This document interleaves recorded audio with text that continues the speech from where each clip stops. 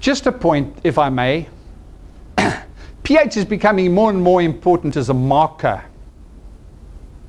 It's a marker because we as human beings should be at about 7.4 in terms of alkalinity. Most people are operating in acidosis. Now, acidosis has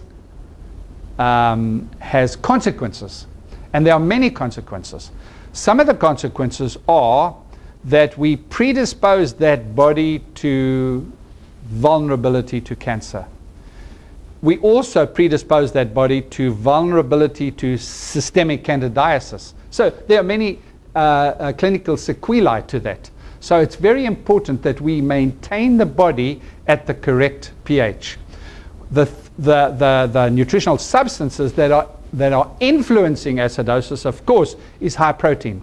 So the moment you're taking high protein and there's dehydration, and I'm talking about water now, not whiskey, then we have a serious problem with acidosis.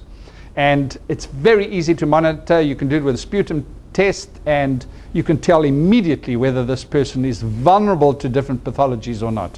Okay? Okay, this is an interesting study on calcium which showed the effect of calcium in terms of the diastolic blood pressure.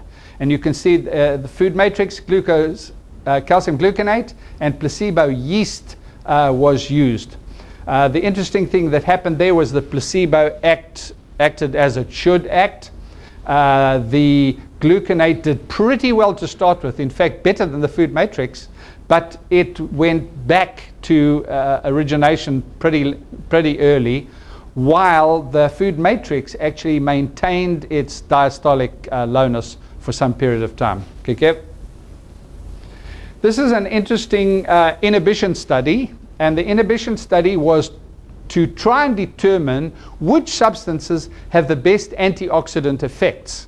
And so here you will see that the inhibition was best by far in the FoodMatrix selenium, because a very small amount had to be used to inhibit 50% of the free radical load.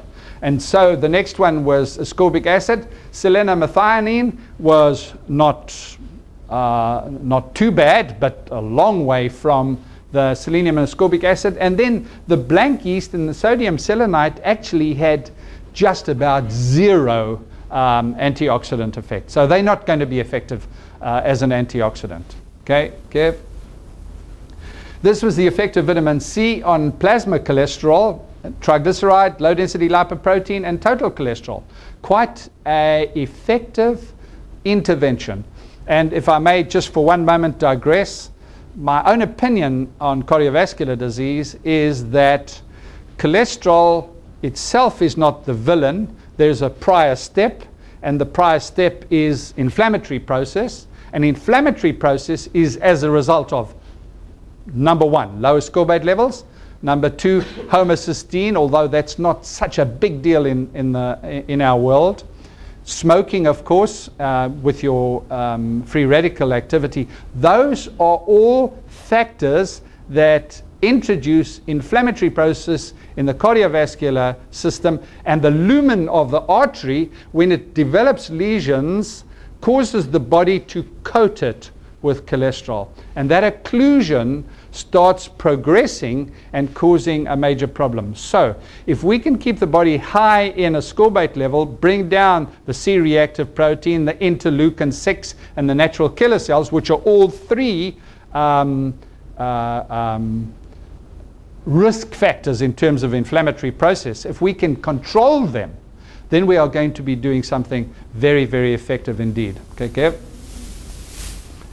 This was the effect of vitamins A, C, and E on plasma and urine lipid peroxidation, and the antioxidant effect of those were all positive, and in terms of the combination also very positive, both in terms of plasma and urine.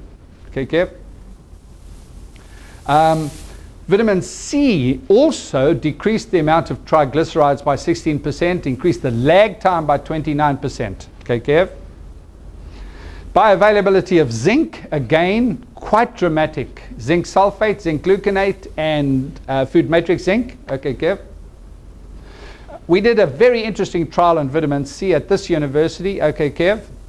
And what we did was to try and investigate the hemostatic balance in the blood, in plasma. Because if we could demonstrate that vitamin C had an effect on balancing your TAT and PAP, then we would show something very significant. And the next slide actually shows it in a simpler form. What we wanted to show was plasmin and thrombin, if they are brought into balance hemostatically, have a profound effect on cardiovascular outcome. So what we were able to show there was that there was a significant difference in intervention when we used our FoodMatrix vitamin C, and it did balance plasmin and thrombin. The professor who actually conducted the trial for us said this: we are always 10 years ahead in academia to practice, but it's such a pity that we can't get this message across quickly, because if we could, it would have a dramatic effect on cardiovascular disease. Very interesting point. Okay, Kev? Okay, I'm nearly finished. This is my last round, and I'm going to do this quickly.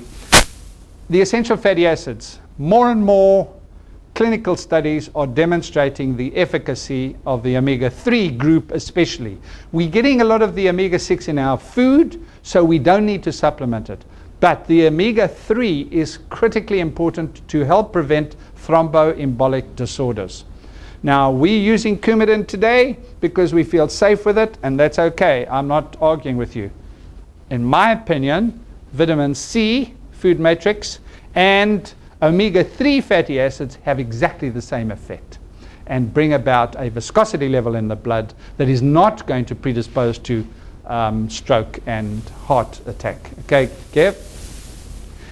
It's interesting that in the biochemical process, the very important step is that first step, because the alpha-linolenic acid has to be converted by the enzyme delta-6 desaturase. Delta-6 desaturase converts, and it progresses to eicosapentaenoic acid, docosahexaenoic acid, EPA, and DHA. Both of those critical elements in our metabolic process. So if we have a malfunctioning delta-6 desaturase, we have in our foods a problem associated with the uptake of these essential fatty acids. So, Kev, this gives a demonstration of linearly how it works. The alpha-linolenic acid is converted by delta-6 desaturase to EPA, which finally becomes prostacyclin P3. Okay, Kev? Now, here's the problem.